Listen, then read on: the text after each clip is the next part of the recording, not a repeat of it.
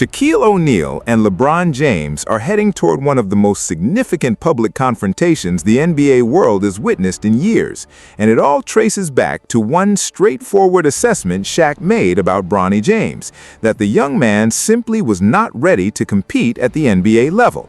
What followed that comment, however, spiraled into something nobody fully anticipated, because Shaq did not just share an opinion and move on.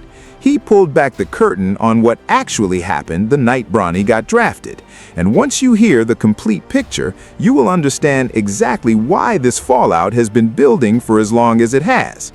On the same night, LeBron James signed a 2-year, $14 million contract with the Lakers. His son, who had not distinguished himself as a standout performer in the G League, was handed a fully guaranteed NBA deal as the 55th pick in the draft. And that is precisely where the story starts to unravel. Because the 55th pick is not a launching pad for NBA careers. Historically, it is where draft night dreams quietly fade into obscurity. Out of the 5 players selected 55th overall before Bronny, only one managed to secure even a partially guaranteed contract. And that came only after spending an entire year proving himself in the G League first. Kyle Guy got a 2-way deal. Aaron Wiggins got a 2-way deal. Isaiah Wong got a 2-way deal. That is the established historical standard for the 55th pick in the NBA draft.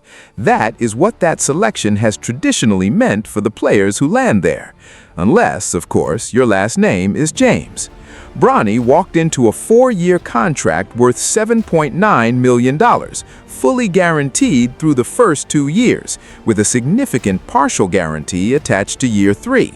This for a player who, in his final college season at USC, averaged 4.8 points, 2.8 rebounds, and 2.1 assists across just 25 games while shooting under 20% from three-point range. Under 20%. That shooting percentage would raise serious concerns at most mid-major programs. As justification for a fully guaranteed NBA contract on one of the most storied franchises in professional sports, it raises a great deal more than concerns. But the contract structure wasn't even the most revealing part of what happened on draft night. While Bronny was still sitting on the board in the second round, ESPN's Bob Myers, the former general manager of the Golden State Warriors, went on air and reported that LeBron's agent, Rich Paul, had been actively calling other teams throughout the draft, delivering a direct message: draft Bronny James and he goes to Australia. The implication was unmistakable. This was not the Lakers accidentally discovering a hidden gem buried in the second round. This was an engineered outcome with a predetermined destination. LeBron wanted father and son on the same team, and the process was arranged to make that happen exactly as planned. Shaq watched every part of it unfold. And Shaq, a man who won 3 championships inside that building and spent a decade defining what the Lakers standard actually meant for an entire generation of basketball fans, had something to say about it. Before the season even began, he went on record stating clearly that Bronny belonged in the G League and was not ready to compete at the NBA level. As the season played out, that assessment became harder and harder to argue against.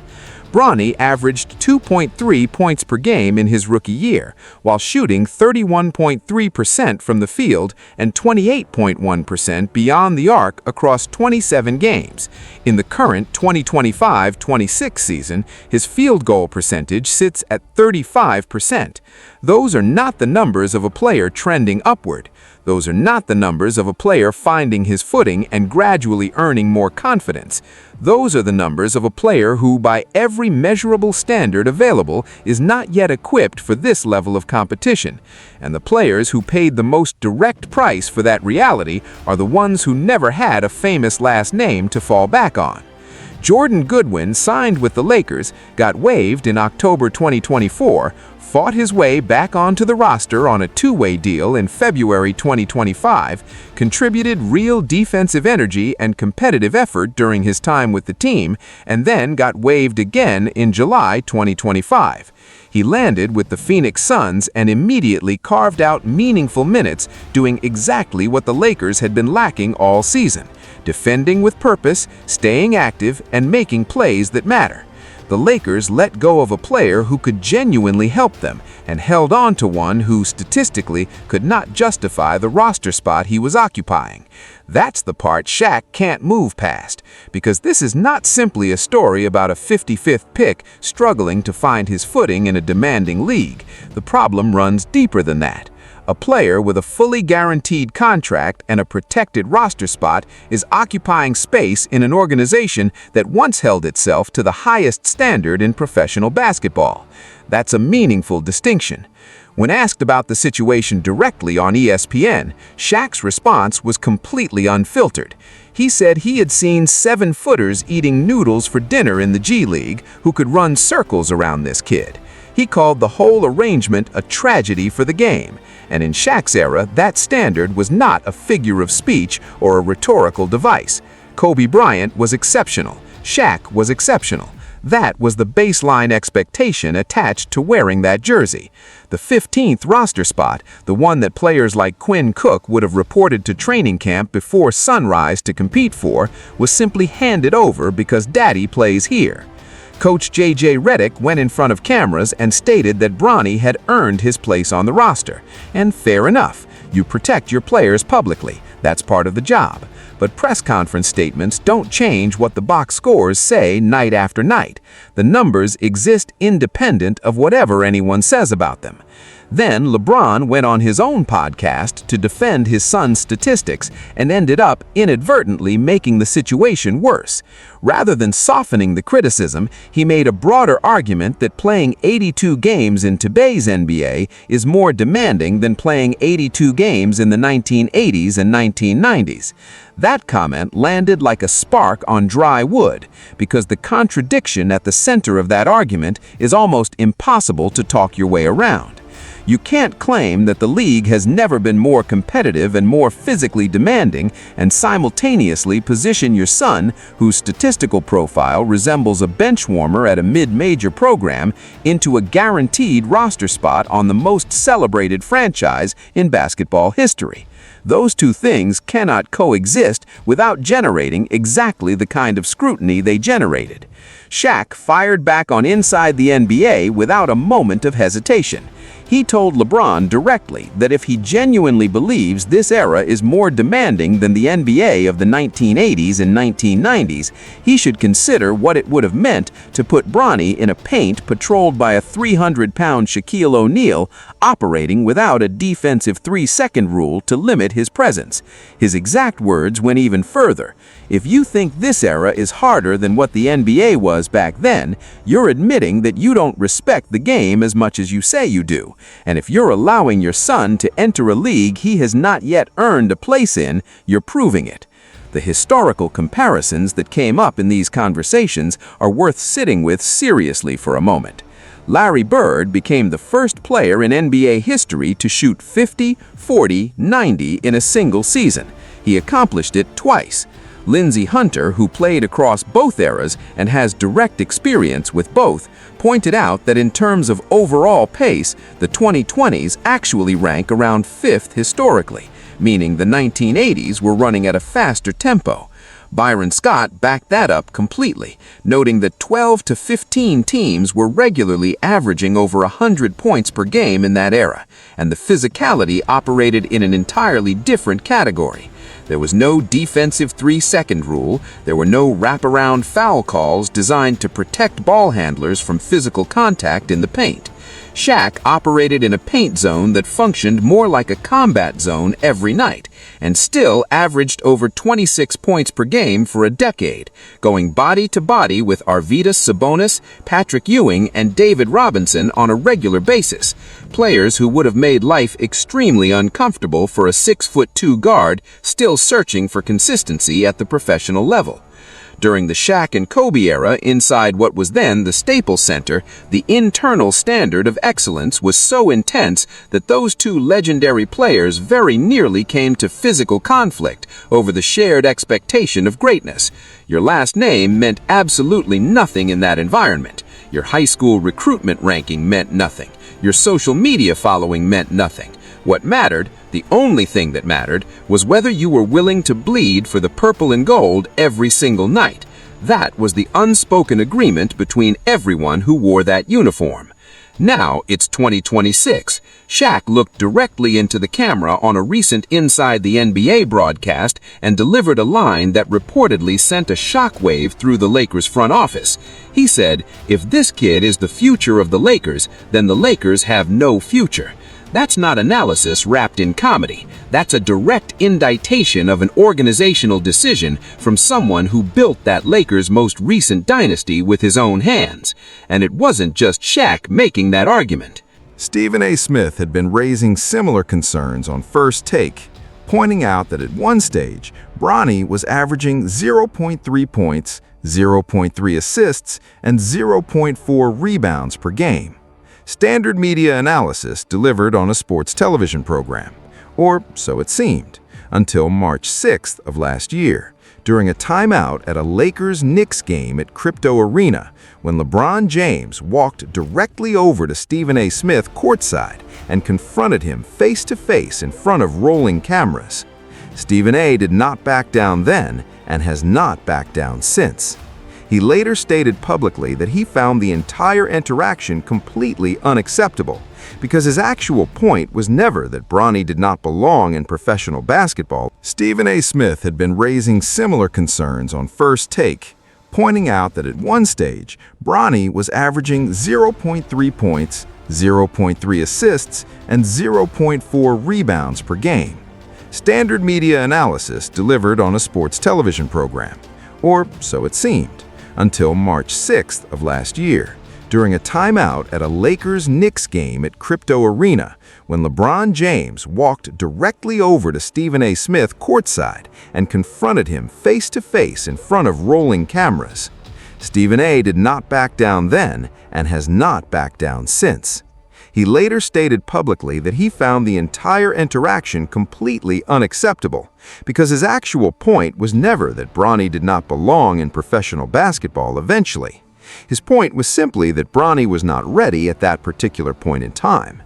That was the opinion LeBron decided required a public confrontation on national television. And to further complicate things, Clutch Sports, LeBron's own agency, had already reached out to Stephen A. privately before that courtside moment, attempting to quiet the criticism through back-channel pressure. When that approach did not produce results, LeBron handled it himself in front of the cameras. That sequence of events reveals something important about how seriously this criticism is being taken behind the scenes. Charles Barkley had been saying the same thing since before Bronny played a single regular season game. He stated flat out that Bronny was not ready, and then added the observation that stung most directly. "I really like everything LeBron has done, but this is a bad look for him." Charlie Villanueva said there was simply no reasonable argument for Bronny being in the NBA at this stage of his development. Channing Crowder noted that Bronny was getting physically dominated on defense, which was supposed to be the one area where he could contribute meaningfully and immediately, even while his offensive game was still developing. These were not people coordinating a group attack on the James family. They watched the same games, examined the same statistics, and independently arrived at the same conclusion. When that many voices from that many different corners of the basketball world reach the same assessment without coordination, the assessment deserves to be taken seriously. And then the story took another turn that nobody saw coming. Reports surfaced that under the terms of his current arrangement, Bronny is only playing home games for the South Bay Lakers. He is opting out of road trips entirely. In 2026, we have apparently arrived at what can only be described as the work-from-home era of professional basketball development. Consider what that actually means for every player grinding through the G League right now, eating on the road, sleeping on buses through the night, chasing 10-day contracts just for the opportunity to get a legitimate look from a front office, while Bronny James selectively chooses which games he is willing to show up for. Shaq's reaction when he heard this was immediate and uncensored. Barkley was equally direct in his assessment. You do not improve by sitting on a bench. You do not develop as a professional basketball player by skipping road trips. The entire purpose of the development system is to expose young players to the discomfort and challenge of competing at every level, in every environment, under every condition. Opting out of that process does not accelerate development, it prevents it. Internal reports have suggested that veteran players on the Lakers roster, including Rui Hachimura and DeAndre Ayton, have privately voiced frustration to management about the situation. And that reality places the coaching staff in a position that has no clean resolution. How does a head coach preach sacrifice, accountability, and collective commitment to veteran players who have earned their standing through years of professional competition, when the rookie at the end of the bench operates under an entirely separate set of rules? That inconsistency does not stay contained. It filters through the locker room and gradually dismantles the culture from the inside out. Culture is built on shared standards. The moment those standards apply differently to different players, the foundation starts to crack. Michael Wilbon addressed the broader picture plainly and directly. The way this entire situation has been managed and covered represents a disservice to what the legends of this game spent their careers constructing. We are devoting significant media attention and organizational resources to tracking a player who cannot crack a rotation, while legitimate prospects with genuine NBA futures go largely unnoticed and underdeveloped. The Lakers' standard has not simply declined, it has been systematically dismantled. Fans who lived through the Shaq and Kobe three-peat era are watching the most iconic franchise in the history of professional basketball trade its hard-earned identity for social media content and a family storyline. Walk into a Lakers practice in 2003 and try explaining to Kobe Bryant that the rookie at the end of the bench gets to opt out of road trips based on personal preference. That sentence does not compute in that environment. Kobe Bryant did not care about your family name. He did not care about your recruitment ranking or your highlight reel. He cared about one thing exclusively: whether you were willing to earn every single minute you spent on that court. That was the standard. That was the culture. That was what it meant to be a Laker. When you make a championship organization the backdrop for a personal family project, you stop being a championship organization. You become a content platform, a backdrop, a setting for a story that has nothing to do with winning basketball games. And the audience is beginning to notice in measurable ways. Reports from late 2025 indicated that Lakers' TV ratings have been in decline. The fan base that sustained this franchise through decades of championship basketball is growing tired of watching the tradition they grew up caring about get quietly traded away for something that looks nothing like it. So the real question sitting at the center of all of this is actually straightforward. Is Shaq O'Neal simply hating on the James family?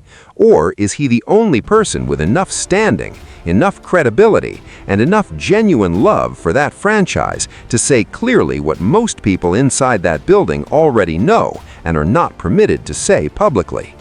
If you genuinely believe that a player averaging 4 points per game on a 35% shooting clip deserves a guaranteed roster spot on the most celebrated franchise in the history of professional basketball, make that case in the comments below. But bring the numbers with you, because the numbers that currently exist are not making that argument for you. If you found this breakdown valuable, hit the like button, drop your thoughts in the comments, and subscribe so you don't miss what comes next. Turn on notifications, because this story still has a long way left to go.